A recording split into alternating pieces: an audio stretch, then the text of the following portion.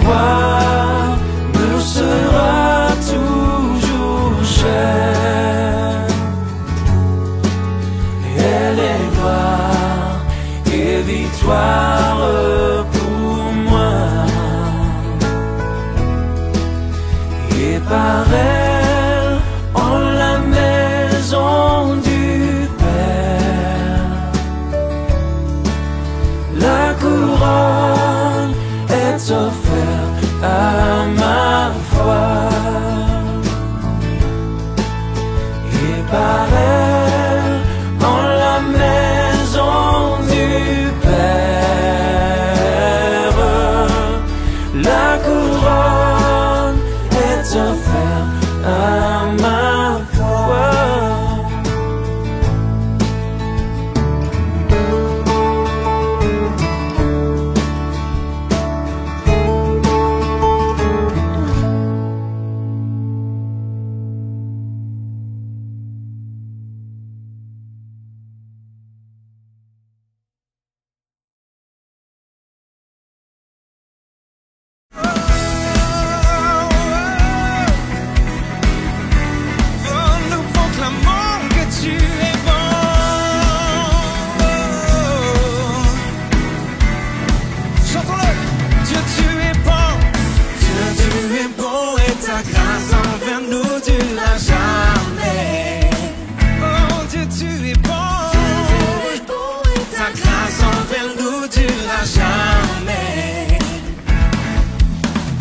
Pour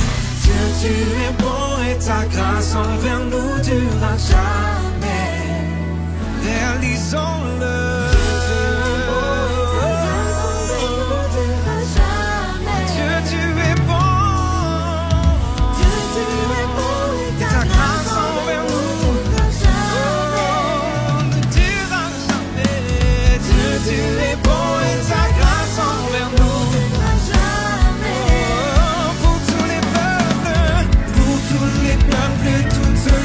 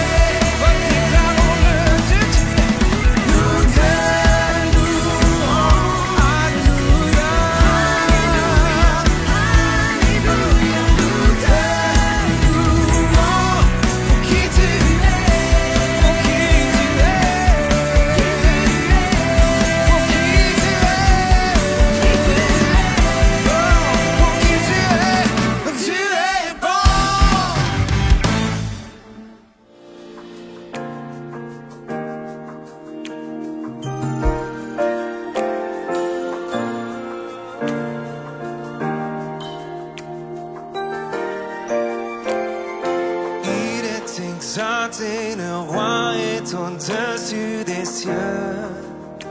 Je veux le louer, il est élevé, à jamais exalté, et je loue son nom ensemble. Il est exalté, le roi est au-dessus des cieux. Je veux le louer, il est élevé, à jamais exalté, et je loue son saint nom. Oh, il est Seigneur, sa vérité régnera. Tout l'univers se réjouit dans son saint nom. Il est exalté, le roi est au-dessus des cieux. Chantons ensemble.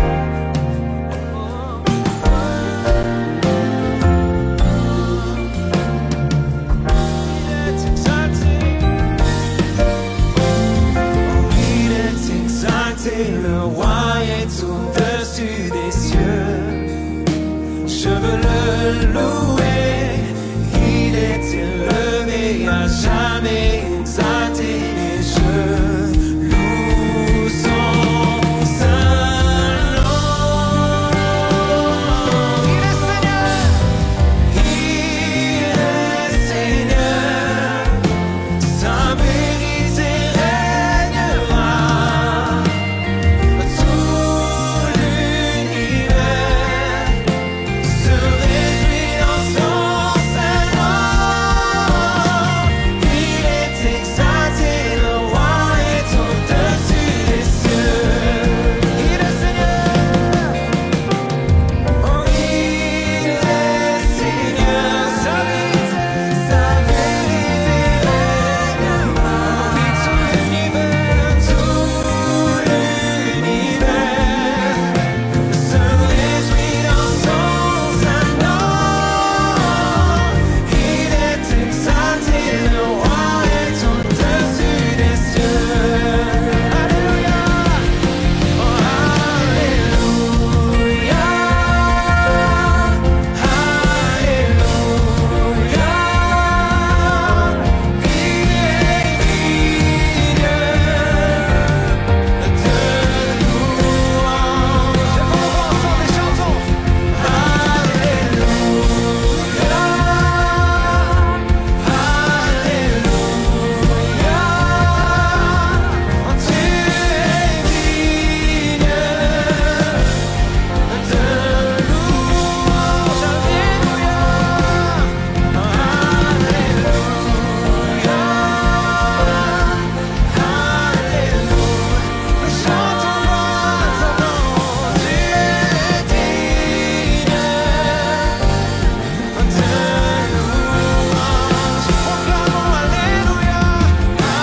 alléluia.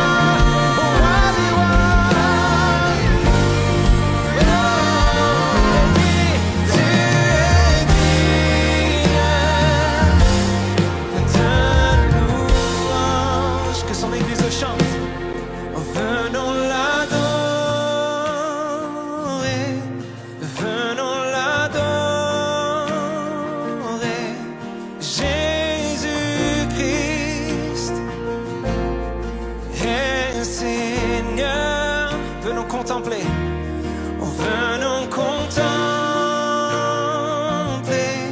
venons à ses pieds. Oh, Jésus-Christ est Seigneur. Que son église le chante. Venons, venons l'adorer, venons l'adorer.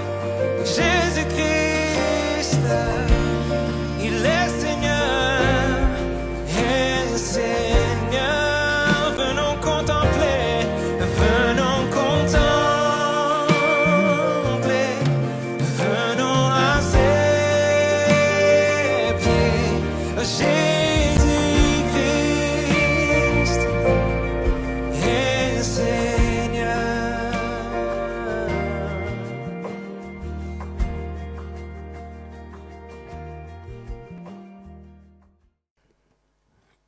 J'ai une question à vous poser. Si on n'avait que les écrits de l'apôtre Jean et rien d'autre, est-ce qu'on aurait assez pour présenter tout le message, tout l'enseignement du Christ et de ses apôtres? Oui? Non?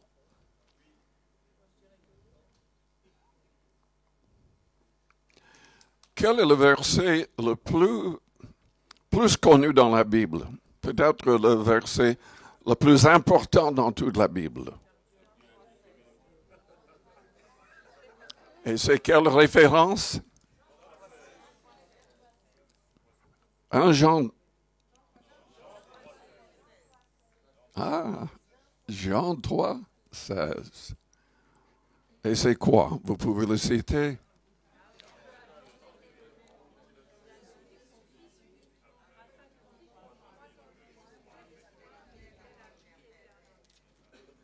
Lisons dans Jean 3.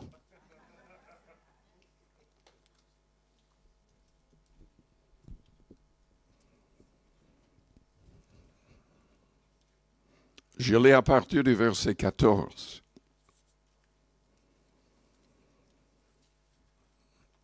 Quand Moïse éleva le serpent dans le désert, il faut de même que le Fils de l'homme soit élevé, afin que quiconque croit en lui ait la vie éternelle. Si vous vous souvenez de l'histoire, les Israélites avaient péché. Beaucoup étaient en train d'être mordus dans le désert par des serpents. Et Moïse a intercédé. Et Dieu lui a dit d'élever un serpent d'airain et que tous regardent vers le serpent.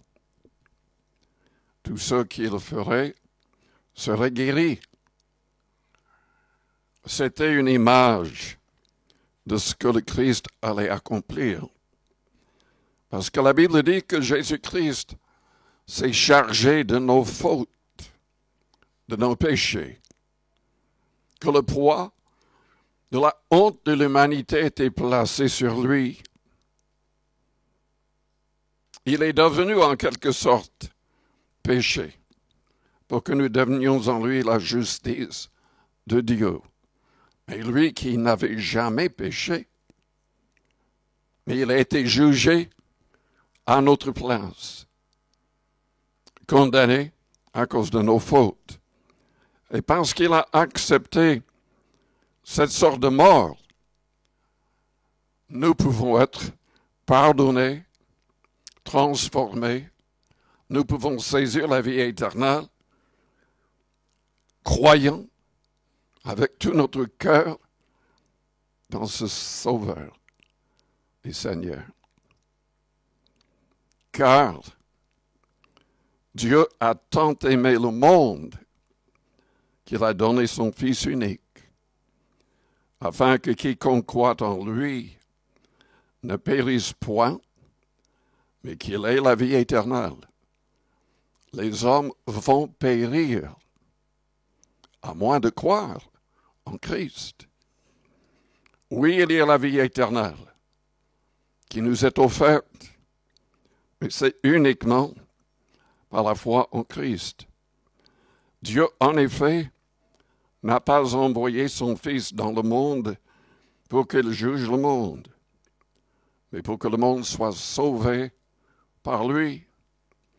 Celui qui croit en lui n'est point jugé, mais celui qui ne croit pas est déjà jugé parce qu'il n'a pas cru au nom du Fils unique de Dieu. Au verset 35, le Père aime le Fils, il a remis toutes choses entre ses mains. Celui qui croit au Fils a la vie éternelle.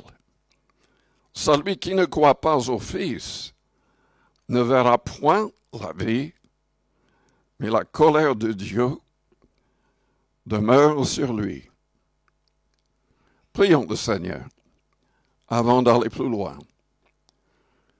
Père Céleste, nous te louons, nous te bénissons pour le don de ton Fils. Père, tu n'as pas épargné ton propre Fils, mais tu l'as livré pour nous tous. Seigneur Jésus, nous te disons merci. Merci pour les souffrances que tu as endurées pour sauver nos âmes. Toi qui avais le pouvoir de quitter la croix, mais tu es resté sur cette croix pour accomplir le plan de la rédemption, le plan du Père. Seigneur, que le monde entier puisse comprendre ton message. Que le monde entier arrive à une pleine repentance. Que toutes les personnes qui viennent dans notre assemblée saisissent la vie éternelle, ayant une relation réelle avec toi, avec le Fils, par le Saint-Esprit. Au nom de Jésus-Christ, Père, nous te le demandons. Amen.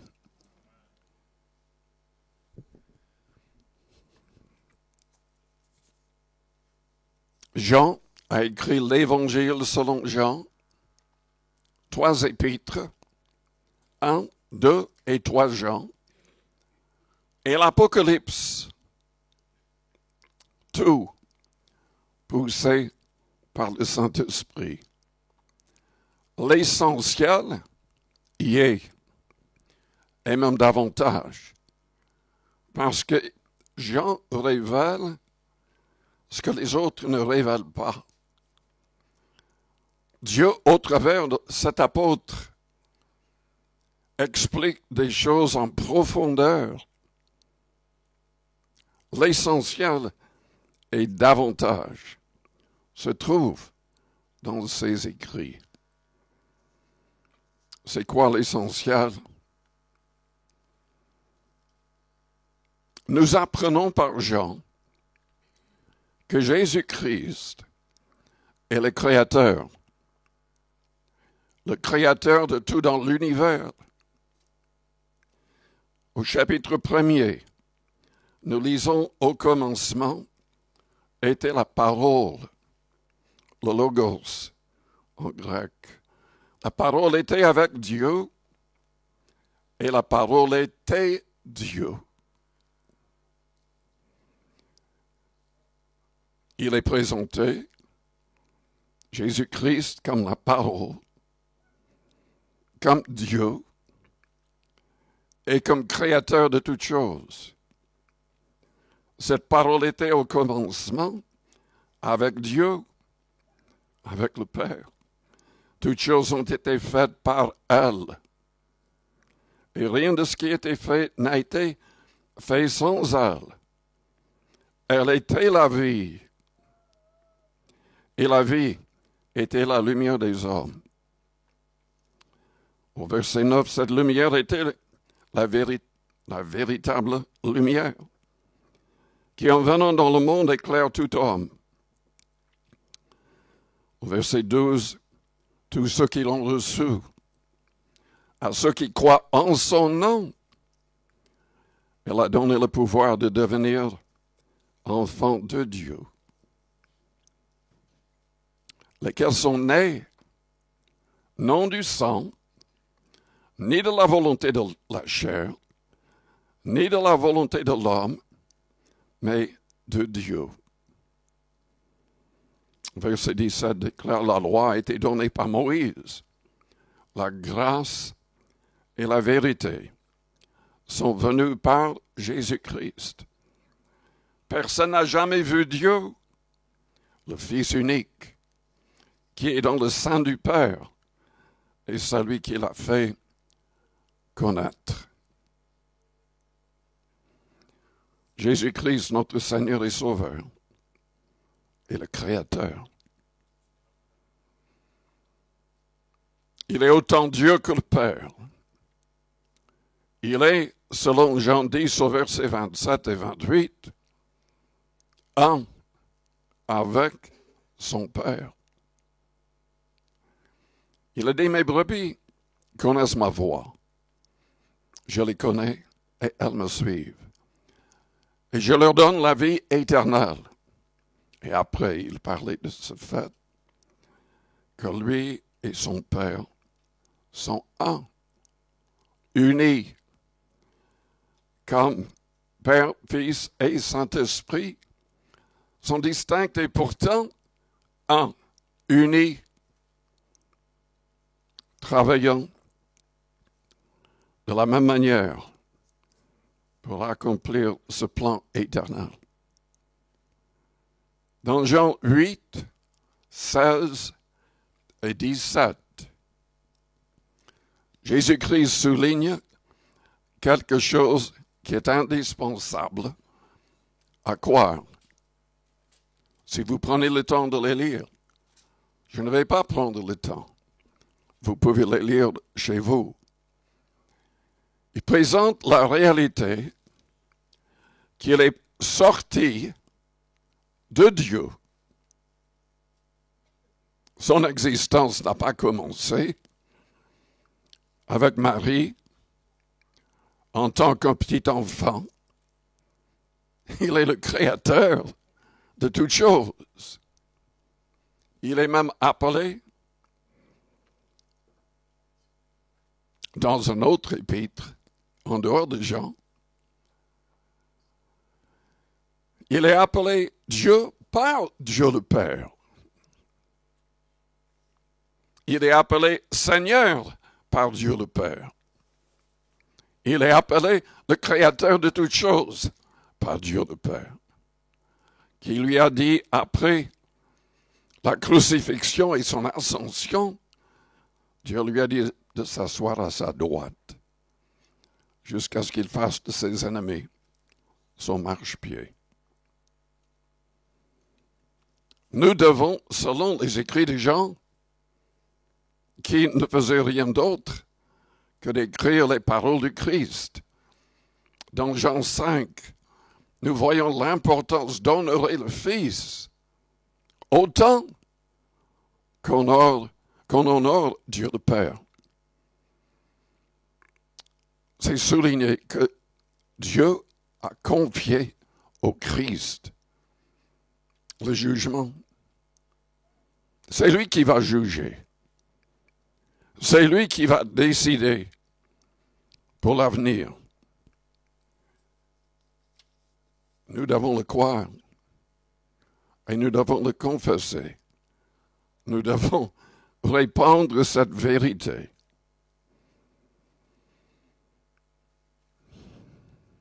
Dans Jean 20, au verset 28, Thomas s'est mis à genoux. Vous vous souvenez de l'histoire? Quand les autres apôtres ont dit, mais nous avons vu le Christ ressuscité, Thomas doutait. Il leur a dit, mais à moins de voir la marque des clous dans ses mains, à moins de mettre mon doigt dans le côté percé par la lance romaine, je ne croirai pas. Jésus-Christ s'est manifesté à Thomas et lui a dit de faire exactement cela.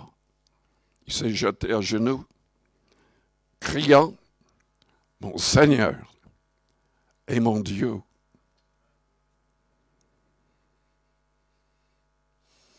Selon l'Apocalypse, au chapitre 5, Jean a eu le privilège de voir dans l'avenir, et il voyait ce qui se passait dans le présent.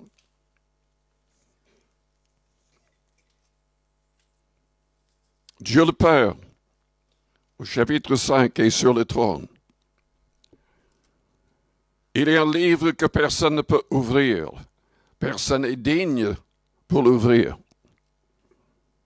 excepté le Fils qui est présenté comme l'agneau de Dieu. Jean avait dit, voyons venir à son baptême le Christ. Il lui a dit, voici l'agneau de Dieu qui ôte le péché du monde. Il a pris le livre de la main de son Père sur le trône. Au verset 8, nous lisons, quand il eut pris le livre, les 4 êtres vivants et les 24 vieillards se prosternèrent devant l'agneau, tenant chacun une harpe et des coupes d'or remplies de parfums, qui sont les prières des saints.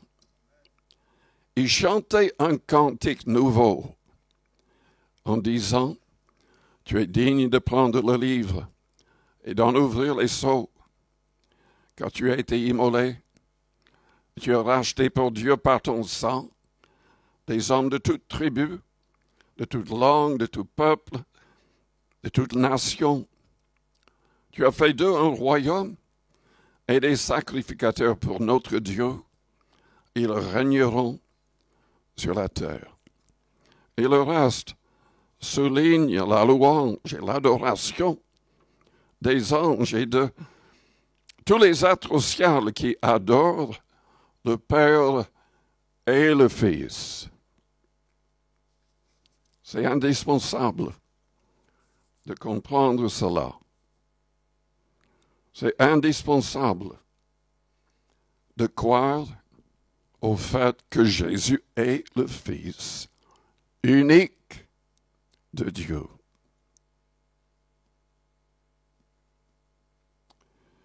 Ceux qui nient que Dieu a un Fils sont déjà jugés et condamnés, selon Jean 3, verset 18 que nous avons lu tout à l'heure.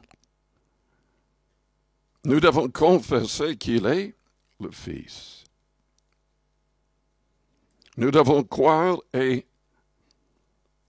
nous approcher de lui pour être délivrés du pouvoir du péché.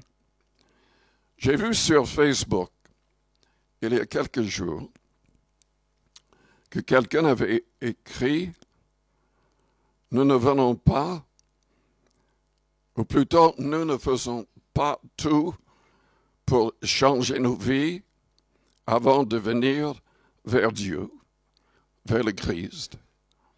Mais nous devons aller vers le Christ pour que tout change, pour avoir le pouvoir de tout changer.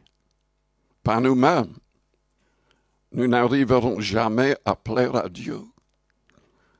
Pour plaire à Dieu, nous devons croire en son Fils et nous devons permettre que le Fils nous libère. C'est sa parole qui libère. Et c'est dans Jean chapitre 8 que c'est souligné. Au verset 31, Christ a dit, « Si vous demeurez dans ma parole, vous êtes vraiment mes disciples. Vous connaîtrez la vérité, et la vérité vous affranchira. » Et un peu plus loin, il a dit, « Si donc le Fils vous affranchit, vous serez réellement libre. » C'est indispensable d'être libre. Il en a parlé dans ses épîtres, dans 1 Jean, déjà au chapitre 5. C'est souligné dans ce verset qui nous pousse à prier les uns pour les autres. Car il dit, si quelqu'un voit son frère commettre un péché qui ne mène point à la mort, qu'il prie et Dieu donnera la vie à ce frère. Qu'est-ce que ça veut dire? Ça veut dire que nous ne pouvons pas rester dans le péché. Aucun péché. Aucun péché. Celui qui reste lié par un péché n'a pas la vie. C'est très clair. N'a pas la vie. Nous devons permettre que le Seigneur nous libère. Nous devons tout faire pour plaire à Dieu le Père et au Fils. Nous devons tout faire pour mettre tous ses commandements en pratique. Et c'est surtout souligné dans 1 Jean 3. Le verset 6 dit, « Quiconque demeure en lui ne pêche point. »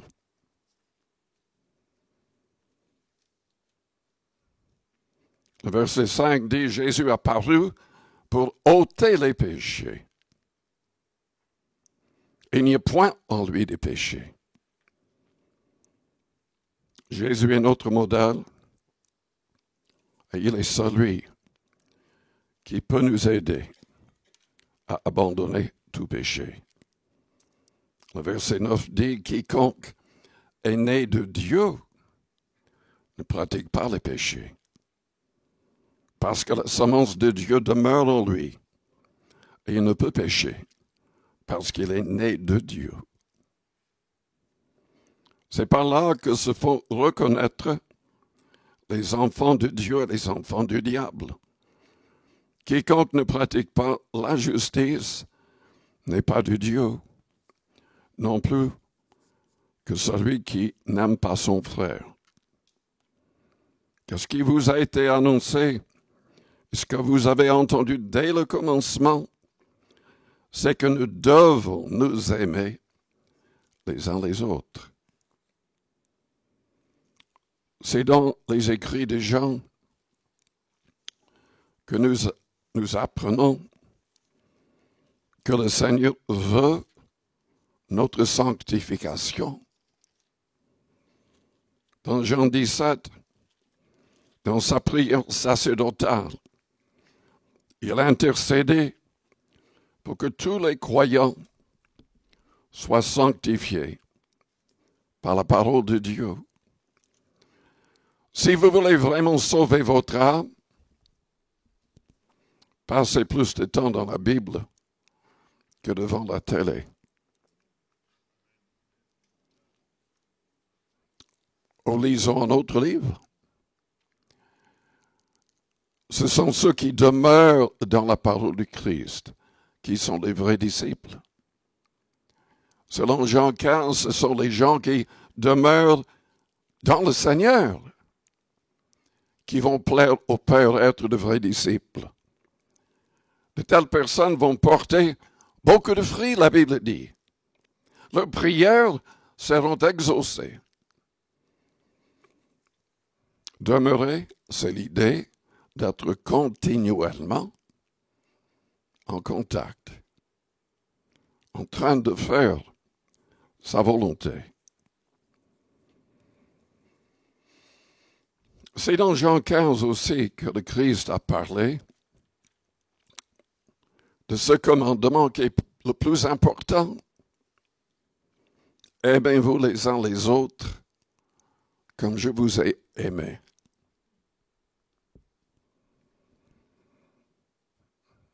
De manière naturelle, si on n'est pas transformé par la parole de Dieu, par l'Esprit de Dieu, nous resterons égoïstes, égocentriques et indifférents aux besoins des autres, aux problèmes des autres. Si nous recevons l'Esprit du Christ, son Esprit en nous va répandre l'amour de Dieu en nous. Et nous devons rester remplis de l'Esprit. Ce sont les écrits de Jean qui a gardé les paroles du Christ. Dans Jean 14, verset 15, le verset que j'utilise souvent, Jésus a dit, si vous m'aimez, gardez mes commandements. Et je prierai le Père, et il vous donnera un autre consolateur, l'Esprit de vérité. Sans le Saint-Esprit, nous ne pouvons rien faire. Il a souligné dans Jean 15. Sans le Saint-Esprit, il n'y a pas de vie éternelle. Et oui, selon d'autres écrits dans la Bible, nous constatons qu'il y a des gens qui se disent chrétiens, mais qui n'ont pas l'Esprit, qui ne sont pas, en fait, réellement convertis, réellement sauvés. Ce sont uniquement les gens qui reçoivent son esprit qui seront sauvés. C'est lié au fait d'aimer la parole, de mettre en pratique les commandements du Christ. Et c'est souligné 3 fois dans Jean 14. La paix est liée à cette réalité.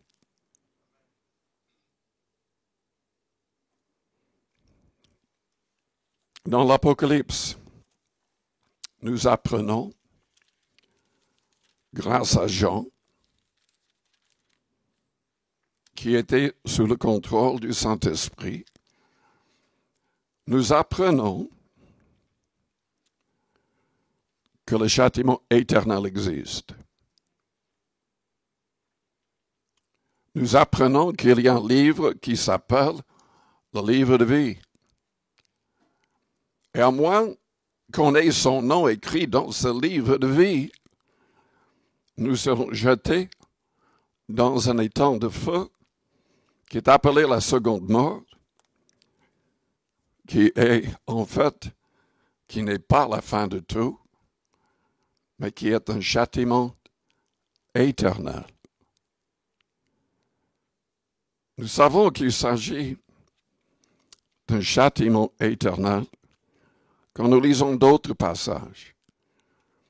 Par exemple, lisons dans Jean 20, à partir du verset 11. Je vis un grand trône blanc, celui qui était assis dessus.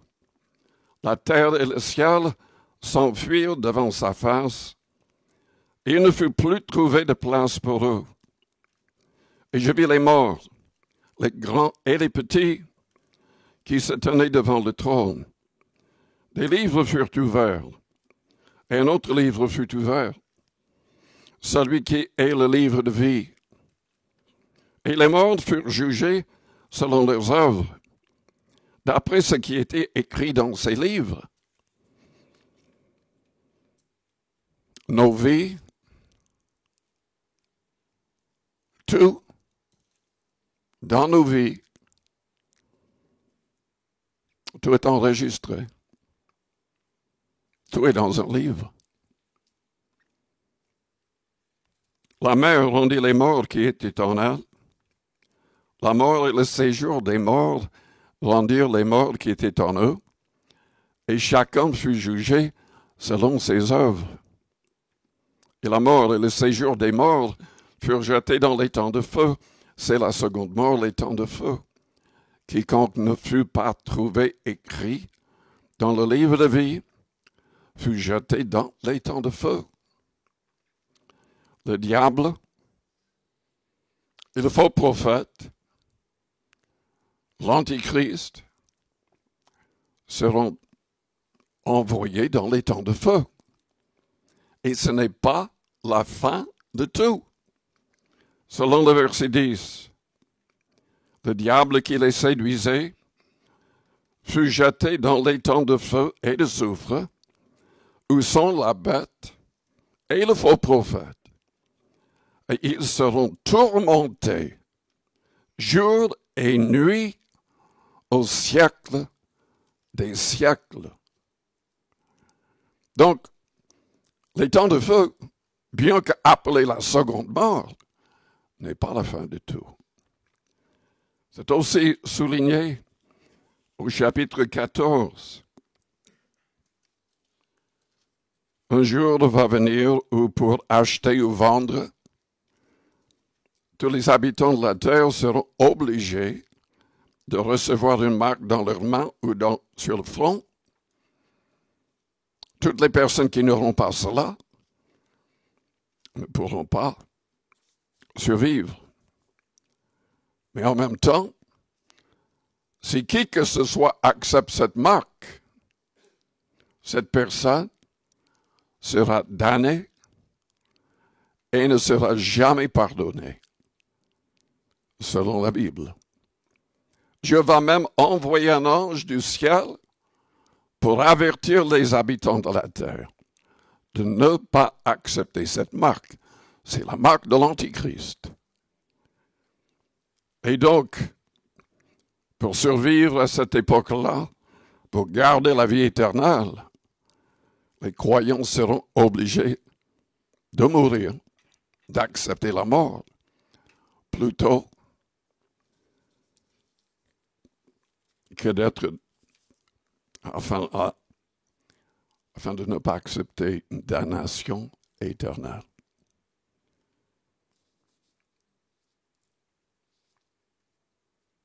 Ces gens, donc, qui soulignent ces choses, grâce au Saint-Esprit, ces gens qui nous rappellent qu'il n'y a point de salut en dehors de Jésus-Christ. Nous avons aujourd'hui toutes sortes de séducteurs, toutes sortes de fausses religions, entre guillemets chrétiennes, de faux chefs spirituels, des gens qui parlent du Christ, mais qui ne le connaissent pas et qui ne sont pas connus dans le sens positif par le Christ. Nous devons de plus en plus prendre position. C'est indispensable. Ces gens qui nous mettent en garde. Dans 2 Jean, il n'y a qu'un seul chapitre, à partir du verset 7 jusqu'à la fin, il nous met en garde contre les séducteurs, contre les fausses doctrines, contre les gens qui retirent ou ajoutent des choses à la Bible. Et nous n'avons que ça aujourd'hui. Dans toutes les soi-disant dénominations, nous avons des gens qui retirent ou ajoutent de nouvelles pratiques, de nouvelles doctrines. Et moi, je vous dis, selon la base de la Bible, selon les écrits de Jean, que toutes ces personnes seront damnées pour l'éternité. Et ce que Jean a écrit nous pousse à ne pas accepter qui que ce soit qui agit ainsi. Prenez garde à vous-même, il dit au verset 8, afin que vous ne perdiez pas le fruit de votre travail, mais que vous receviez une pleine récompense. Quiconque va plus loin et ne demeure pas dans la doctrine de Christ n'a point Dieu. Celui qui demeure dans cette doctrine a le Père et le Fils. Si quelqu'un vient à vous et n'apporte pas cette doctrine, ne le recevez pas dans votre maison et ne lui dites pas « salut ». Car celui qui lui dit « salut » participe à ses mauvaises œuvres. Nous devons prendre position pour la saine doctrine. Nous devons nous éloigner et avertir les autres de s'éloigner des gens qui ajoutent ou qui retirent des choses de l'enseignement du Nouveau Testament, de l'Évangile de Jésus-Christ. Et n'oublions pas ce que Christ a dit lui-même, mais qui est contredit, en train d'être contredit par toutes sortes de soi-disant chrétiens, pasteurs, prêtres et d'autres, qui présentent un faux évangile, disant que Jésus n'est pas le seul chemin, que vous pouvez aller au ciel, peu importe ce que vous croyez, si vous croyez en Dieu, c'est suffisant. C'est faux. C'est faux. C'est un message démoniaque. Jésus a dit, je suis le chemin, la vérité et la vie. Nul ne vient au Père que par moi. Jean 14, au verset 6. Personne ne peut recevoir le Saint-Esprit. Il n'y a point de vie éternelle sans le Saint-Esprit. À moi d'aimer le Christ et de mettre ses commandements en pratique. C'est aussi dans Jean 14.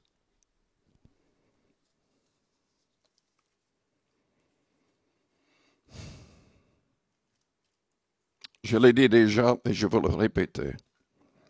Nous devons abandonner tout péché avec son aide. Le péché qui se balade dans notre cerveau, dans nos pensées, nous devons le rejeter. Nous devons chasser tout ce qui n'est pas en accord avec sa parole. Les paroles qui sortent de nos bouches. Tout doit plaire au Père, au Fils, au Saint-Esprit. Tout doit aider les autres à croire en Christ, à devenir meilleurs et non pas pires. Tout doit être fondé dans l'amour qui est déversé dans nos cœurs par son esprit. Je pense souvent à Étienne, en train d'être lapidé, en train de mourir, et parce qu'il est rempli du Saint-Esprit, il arrive à pardonner. Il arrive à prier pour les gens qui le mettaient à mort. Ce n'est pas possible, à moins d'être pleinement sous le contrôle de l'Esprit du Christ.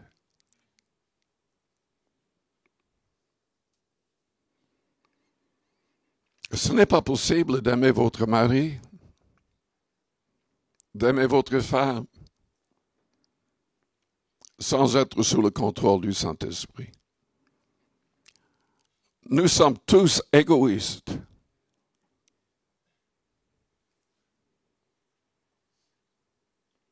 L'amour vient de Dieu. Dieu est amour. Et c'est Jean qui souligne le fait que celui qui demeure dans l'amour de Dieu, enfin, lisons le passage. 1 Jean.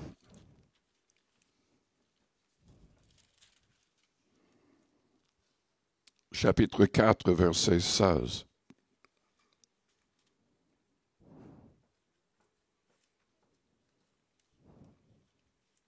Commençons même au verset 15. Celui qui confessera que Jésus est le Fils de Dieu, Dieu demeure en lui, et lui en Dieu. Et nous avons connu l'amour que Dieu a pour nous, et nous y avons cru. Dieu est amour. Et celui qui demeure dans l'amour demeure en Dieu. Et Dieu demeure en lui. Le verset 20 dit, si quelqu'un dit « j'aime Dieu » et qu'il haïsse son frère, c'est un menteur. Car celui qui n'aime pas son frère, qu'il voit, comment peut-il aimer Dieu qui ne voit pas? Et nous avons de lui ce commandement que celui qui aime Dieu aime aussi son père. Son frère, excusez-moi.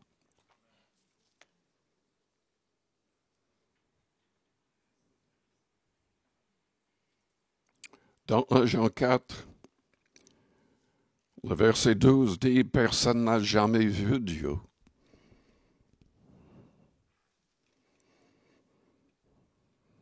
Si nous nous aimons les uns les autres, Dieu demeure en nous et son amour est parfait en nous. Revenons à l'Évangile selon Jean, aussi le chapitre 14.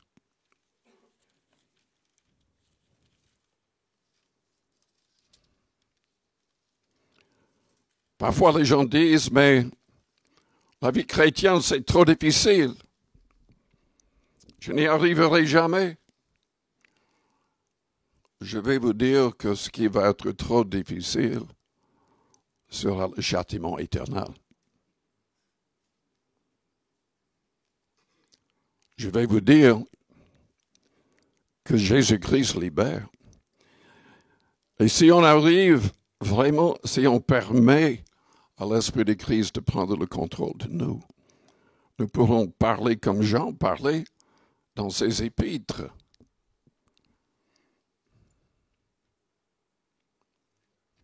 Que l'amour consiste à garder ses commandements.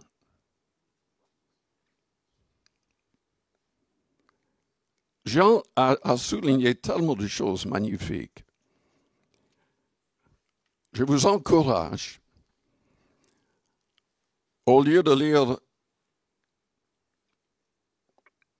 d'autres épîtres, lisez l'Évangile selon Jean, ensuite les 3 épîtres de Jean, et ensuite l'Apocalypse, pour avoir une nouvelle vision des choses, selon Dieu.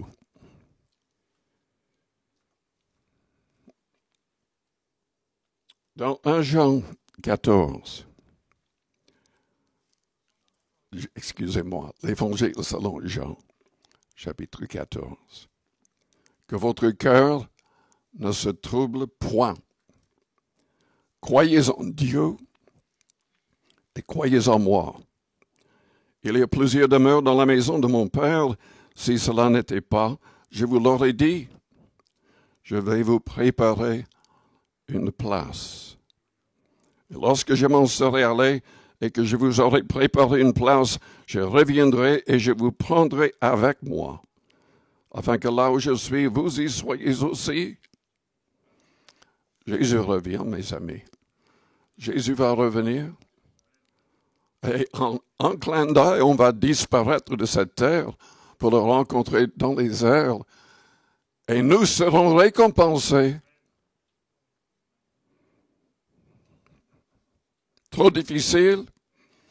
Absolument pas. Jean a dit le contraire. Ces commandements ne sont pas pénibles. Ces commandements ne sont pas pénibles. Ces commandements sont glorieux. Ces commandements donnent la paix, la joie.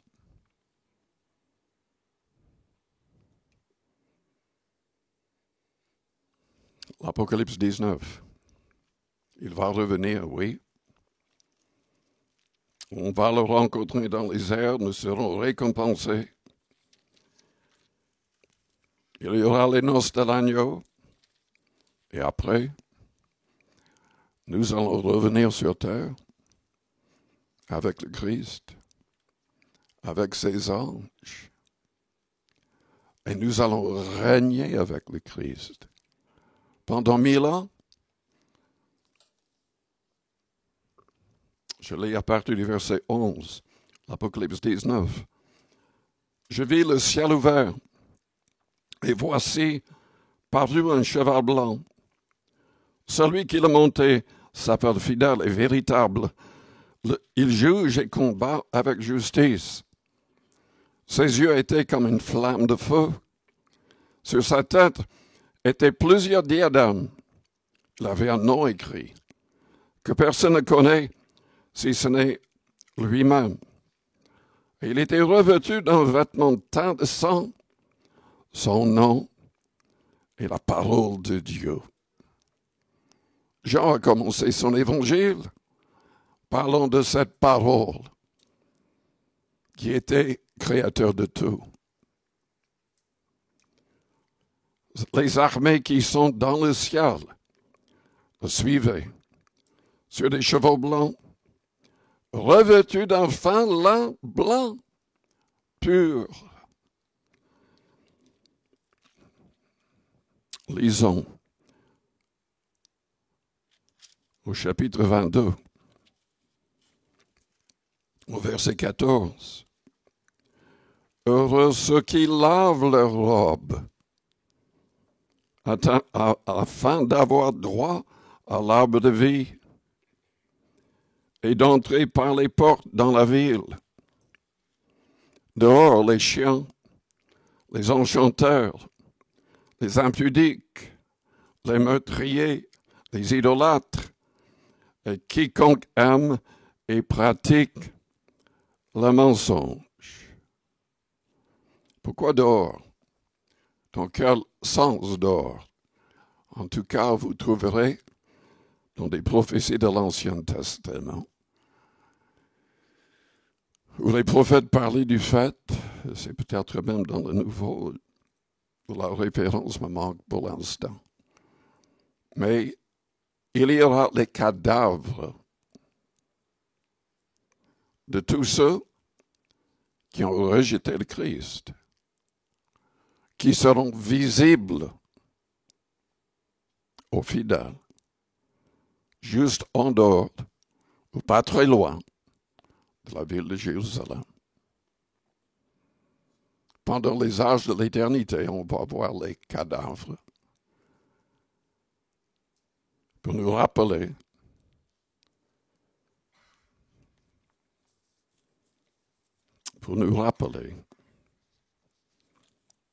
qu'on doit rester dans la sainteté.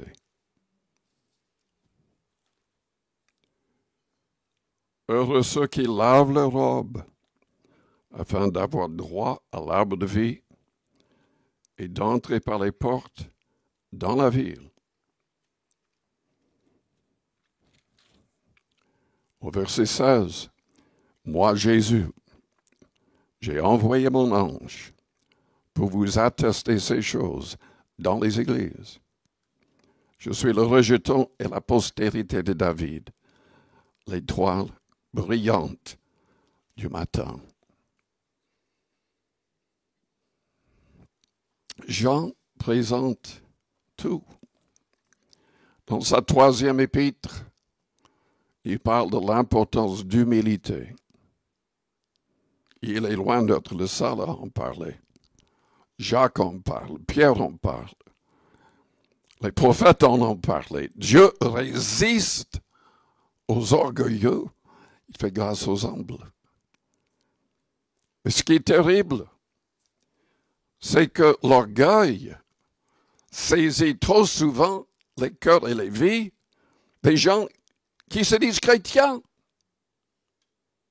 des gens que Dieu élève pour enseigner et prêcher, des évangélistes, des pasteurs, parce que c'est un pasteur qui est condamné dans la 3e épître de Jean. Un pasteur qui voulait toujours la première place, qui ne laissait même pas la place aux apôtres dans son église. Et s'il y avait des croyants qui voulaient les recevoir, il les chassait de l'église. Il les mettait dehors. Complètement aveuglé par l'orgueil. Dieu résiste aux orgueilleux, il fait grâce aux humbles. Il n'y a pas de place au ciel pour un tel orgueilleux. Le diable a été chassé du ciel à cause de cet orgueil. Il a péché à cause de l'orgueil. Jean souligne l'importance de l'humilité, de la sainteté et du courage pour confronter les séducteurs.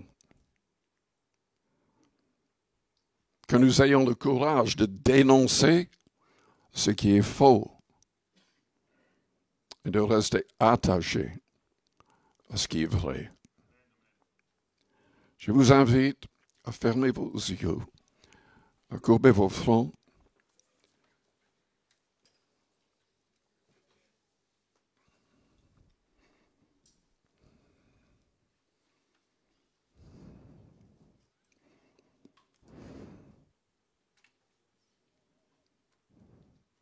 Pendant que les yeux restent fermés, les fronts courbés, je vous invite à examiner votre cœur et votre vie. Est-ce que vous avez vraiment la vie? Est-ce que vous avez vraiment l'Esprit Saint?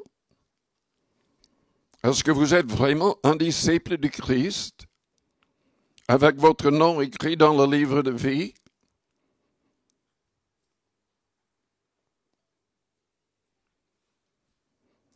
Tout péché doit disparaître de votre vie. Tout égoïsme doit disparaître. Tout orgueil doit disparaître. Toute haine, manque de pardon doivent disparaître. Jésus-Christ doit prendre toute la place.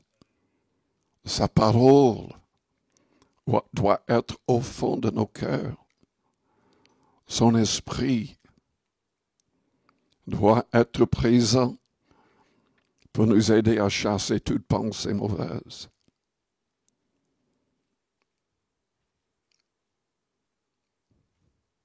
Il doit être là pour nous aider à rejeter les mauvais désirs. Pour que de nos bouches sortent des paroles qui édifient et aident les autres. Est-ce que vous êtes un vrai disciple du Christ? Ou est-ce qu'il y a quelque chose que vous n'avez pas abandonné? Quand dans votre cœur, vous ne voulez même pas abandonner. Tout doit disparaître. Tout doit disparaître. Si nous voulons la vie éternelle. Si nous voulons éviter le châtiment éternel.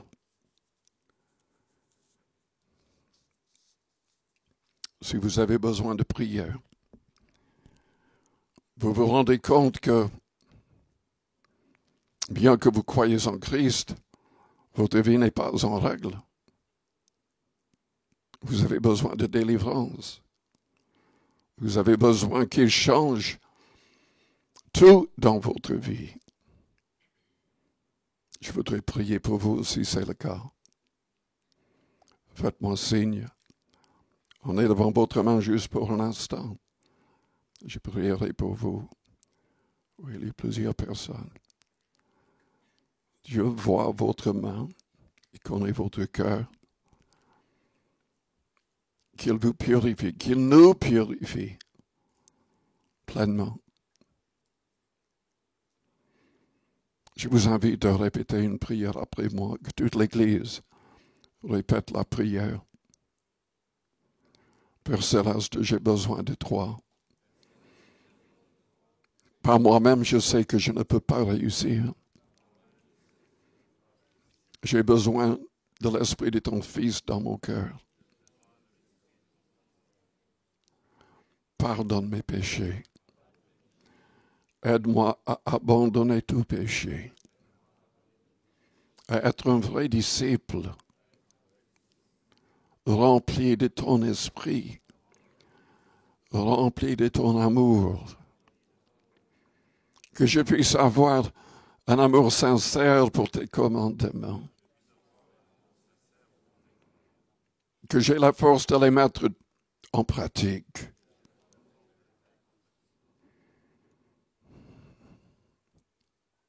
Change ma vie entièrement. Que tout en moi te glorifie. Que ma vie aide les autres. Au nom de Jésus-Christ. Maintenant, priez à votre manière, à votre place. Élevons nos mains vers le ciel. Et demandons au Seigneur de nous transformer toujours un peu plus dans l'image de Jésus-Christ.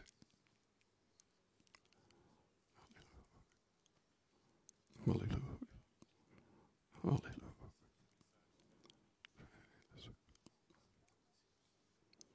Jésus.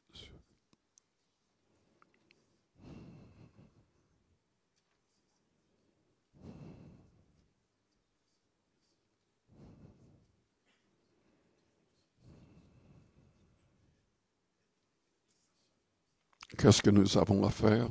Prier. Lire la Bible. Méditer sur sa parole. Aimer ses commandements. Pour les mettre en pratique. Qu'est-ce que nous avons à faire? Prier pour que Dieu nous rende sensibles pour écouter sa voix, pour le suivre, pour suivre le Seigneur Jésus-Christ. Suivez-moi, et je vous ferai pécheurs d'hommes, il a dit. Il veut se servir de chacun de nous. Que nous soyons des modèles de foi, d'amour, de pureté, de sainteté, différents des gens du monde, au niveau de nos pensées, de nos paroles, de nos actions, même de notre manière de nous habiller. Seigneur, que tout te plaise. Si vous êtes malade, élevez vos mains vers le ciel. Et par la foi, recevez la guérison divine.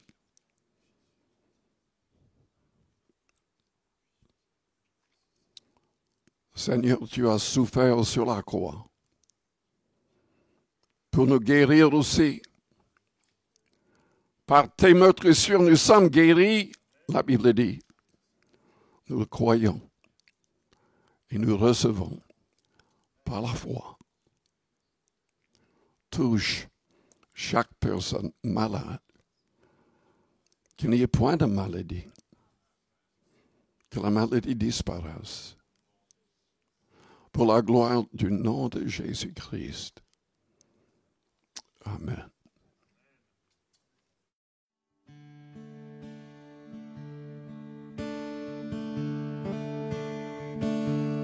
Quel sauveur merveilleux je possède.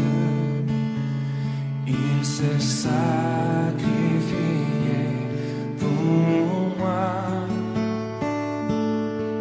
Sa vie innocente, il cède pour mourir sur l'infâme croix. Il renonce à la gloire céleste pour le plan rédempteur de Dieu. L'apparence est la plus modeste. Oh, quel prix pour me rendre heureux. Attaché à la croix pour moi. Attaché à la croix pour moi. Il a pris mon péché, il m'a délivré, attaché à la croix pour moi.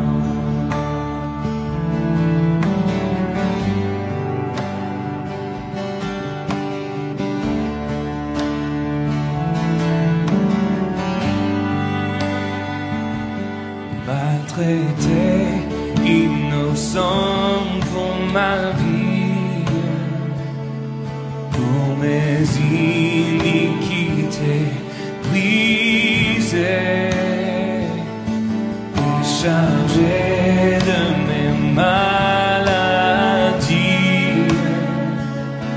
Il mourut pour guérir, sauver, attaché à la croix pour moi, attaché à la croix pour moi. Il a pris mon péché, il m'a délivré, attaché à la croix pour moi.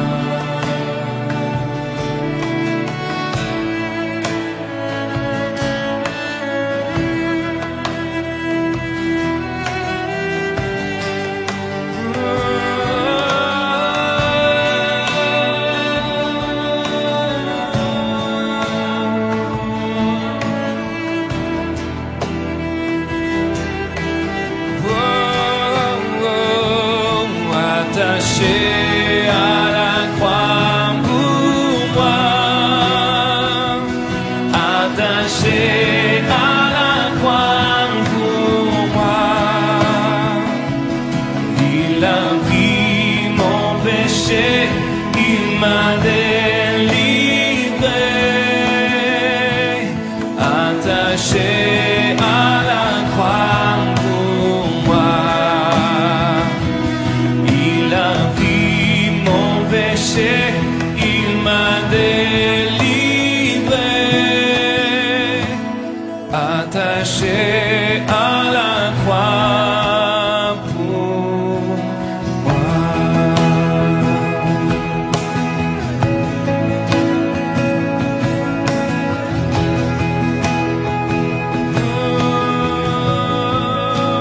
Attaché pour moi.